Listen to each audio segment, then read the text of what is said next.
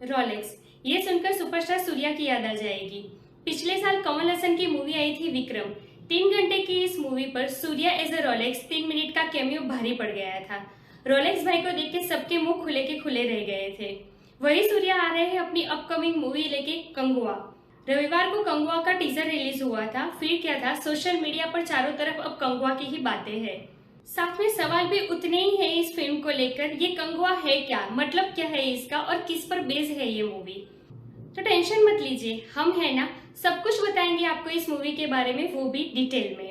Director Shiva के direction में बनने वाली ये मूवी 350 करोड़ के बजट में तैयार हुई है। 3D में तैयार हुई है ये मूवी और साथ में 10 अलग अलग भाषाओं में इसे रिलीज किया जाएगा। सूर्या के साथ इसमें दिशा पटनी भी एक अहम किरदार में नजर आएगी।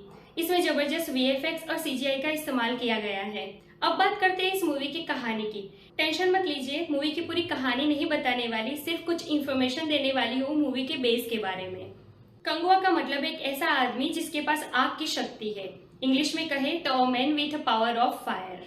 तब सवाल ये है कि कौन था ये आदमी जिसकी वीरता को फिल्म इतने बड़े पैमाने पर ग्लोरीफाई कर रही है। तो बेसिकली कंगुआ की कहानी S वेंकटेश की किताब वेलपरिप से बेस्ड है। तो कहानी ये है कि भारत के गौरवशाली इतिहास में कई सारे साम्राज्य थे।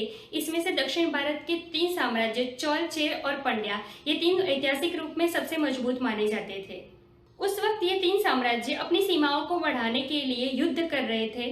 वहीं इन्हीं के बीच परम्बुनाडु के आसपास के इलाके पर एक छोटा सा राजवंश था और उसके राजा थे वेलिर। जब इन तीनों राज्यों ने परम्बु पर हमला कर दिया तो राजा ने संधि समाधान करके किसी के अधीन होने की बजाय युद्ध का रास्ता चुना। माना जाता है कि ये मूवी इसी युद्ध के आसपास की कहानी पर बेस्ड है, जहां सूर्या राजा वेलपारी का कैरेक्टर प्ले कर सकते हैं और उनका लुक देख के टीजर में तो राजा वेलपारी से काफी मैच होता है। टीजर के पहले ही सीन में लाशें बिछी दिखती है और उस लाशों में से अचानक से एक इंसान बाहर आता है। उसके हथियार पर देखो तो खून लगा हुआ है और साफ साफ ये लग रहा है कि ये लाशें इसी इंसान ने बिछाई है। तभी अचानक सूर्या की एंट्री होती है। भाला होता है उनके हाथ में और उस भाले पे आग लगी हुई होती है। भाला वो मारती है उस इंसान को और उसके शरीर से आर पार निकल जाता है और आग वहीं पे बुझ जाती है।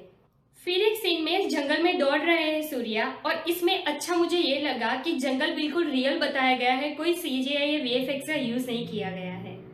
उसके आगे के सीन में एक बड़ा सा ईगल दिखाई देता है और उसके विंग सूर्या के कैरेक्टर के बिल्कुल पीछे दिखाई देते हैं, जो बहुत ही इंटरेस्टिंग सीन लगता है। इसके आगे भी जब इस मूवी का पोस्टर रिवील हुआ था तब डायरेक्टर ने ये बताया था कि इस मूवी में 3 एनिमल दिखाई देंगे, हॉर्स, डॉग और ईगल, और ये ऐसे ही नहीं दिखाए गए, इनका कोई ना कोई मीनिंग है जो मूवी की स्टोरी से कहीं ना कहीं कनेक्ट करेंगे। इसके आगे के सीन में सूर्या अपने चेहरे का मास्क उतारते हैं और जबरदस्त लुक के साथ उनकी एंट्री होती है। उसके आगे के सीन में सूर्या चिल्ला रहे होते हैं और उनके पीछे बहुत सारे तीर चल रहे होते हैं और अचानक से बिना देखे वो पीछे से आया हुआ तीर पकड़ रहे थे। जबरदस्त इंटरेस्टिंग सीन है ये। और लास्ट में सूर्या का वो 3 सेकंड वाला लुक और उनकी आंखें, भाई सूर्या की ये आंखें है ना, वो बड़ी मैजिकल है। वो अपनी आंखों से ही पब्लिक को हिप्नोटाइज कर देते हैं, उनको डायलॉग की जरूरत ही नहीं है। रही बात दिशा पटनी की, तो दिशा पटनी इसमें रिपोर्टर का रोल प्ले कर रही है। ये जो वॉरियर है ना जिसका कैरेक्टर प्ले कर रहे हैं सूर्या इस रोल में, उनकी मृत्यु हुई थी एक डिसीज के कारण। तो दिशा पटनी इस पर ही रिसर्च करेंगी कि ऐसे कैसे एक वीर योद्धा की मृत्यु हो गई किसी डिसीज के कारण। तो 2 पार्ट्स में इस मूवी को दिखाया जाएगा। सूर्या इसमें 5 रोल प्ले कर रहे हैं। तो बेसिकली इस टीजर को देखकर आपको बाहुबली की याद आ जाएगी, लेकिन बाहुबली एक फिक्शन स्टोरी थी और एक हिस्ट्री पर बेस्ड मूवी है।